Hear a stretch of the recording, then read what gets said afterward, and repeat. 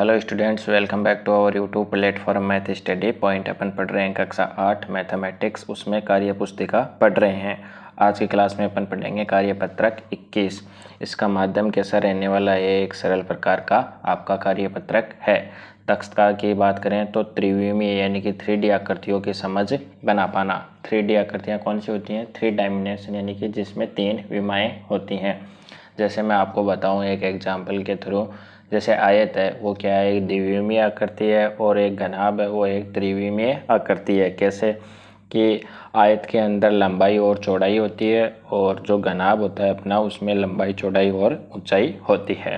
तो अपन त्रिविमीय आकृतियों की समझ विकसित करेंगे। प्रश्न देखो अपना पहला, नीचे दी गई त्रिविमीय आकृतियों की उपयुक्त संरचना को छांटकर सही का चिन्ह लगाइए।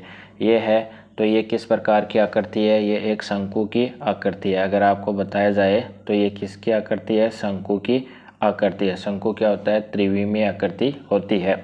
तो देखो शंकु को खोलेंगे तो इनमें से कौन सी आकृति बनेगी? तो फर्स्ट वाली बन जाएगी, क्योंकि ये नीचे वाली सरफेस आ जाएगी और ऊपर से ऐसा शंकु अपन को दिखाई दे रहा है। ये किसकी शेप है? बेलन की शेप है, और ये है एक घन की शेप। तो इसमें से सही आंसर क्या हो जाएगा? ये वाला हो जाएगा। दूसरा अपना घन। घन आप सभी जानते होंगे, आपने पासा अच्छे से खेला होगा, ठीक है। पासे में घन ही काम में आता है।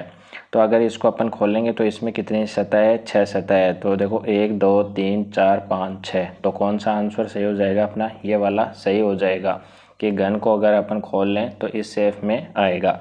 ये शंकु का होगा और ये किसका होगा? एक बेलन का होगा, क्योंकि इसमें 2 वृत्त हैं और एक वर्ग है। तो ये क्या है? एक बेलन है, ये भी बेलन है, और ये एक घन है। तो इस प्रकार से आपको ये क्वेश्चन समझ में आ गया होगा। अब पढ़ते हैं नेक्स्ट वाला क्वेश्चन। देखो ध्यान से, प्रश्न नंबर 2, नीचे दी गई त्रिविमीय आकृतियों को उनकी सही संरचना के साथ मिलान कीजिए। पहली आकृति अपनी बेलन की, तो ये बेलन है। इसको अगर अपन खोलेंगे तो ये किसकी शेप में आएगा? इसकी शेप में आएगा। तो इसको किससे मैच कर देंगे? इस वाले शेप से, इस वाली संरचना से मैप कर देंगे। फिर देखो इजी बताता हूँ आपको इन चारों में से। ये क्या है? आपका घनाभ की आकृति का है, यानी कि माचिस की जो डब्बी आती है उसकी आकृति का है। तो इसको खोलेंगे तो देखो इसमें 6 फलक होंगे, तो इसमें भी कितने हैं? 6 फलक हैं। तो इसको किससे मैच कर दोगे? इससे मिला दोगे। अब नेक्स्ट, इसमें कितने त्रिभुज हैं? 1 2 3, एक खुद हो गया, 4 हो गए। तो देखो इसको खोलेंगे अपन तो ये किसकी शेप में आएगा? ये ऐसी शेप में खुलेगा। इसको इससे मैच कर देंगे। ये देखो नीचे एक स्क्वायर है और ऊपर क्या है? 4 त्रिभुज हैं। तो इसको किससे मिला देंगे? इसको इससे मिला देंगे। और ये सभी क्या है? त्रिविमीय आकृतियाँ हैं। आपको अच्छे से समझ में आ गया होगा। जब आप इन आकृतियों को खोलोगे तो कैसी संरचना बनेगी इनकी? ऐसी संरचना बनने वाली है। आपको समझ में आ गया होगा। जिस भी स्टूडेंट ने चैनल को सब्सक्राइब नहीं किया वो सब्सक्राइब कर लें, तथा वीडियो को लाइक ज़रूर करें, तथा अपने दोस्तों के साथ भी शेयर करें। अब पढ़ते हैं नेक्स्ट वाला प्रश्न।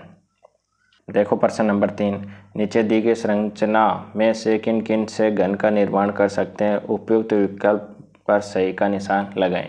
देखो घन होती है, घन में क्या होती है? 6 फलकें होती हैं, और सभी क्या होती हैं? समान होती हैं। 6 क्या होती हैं? फलक होती हैं, और सभी 6 फलकें क्या होती हैं? समान होती हैं। तो कम से कम जो अपन को चित्र दे रखे हैं इनमें 6 फलकें होनी चाहिए।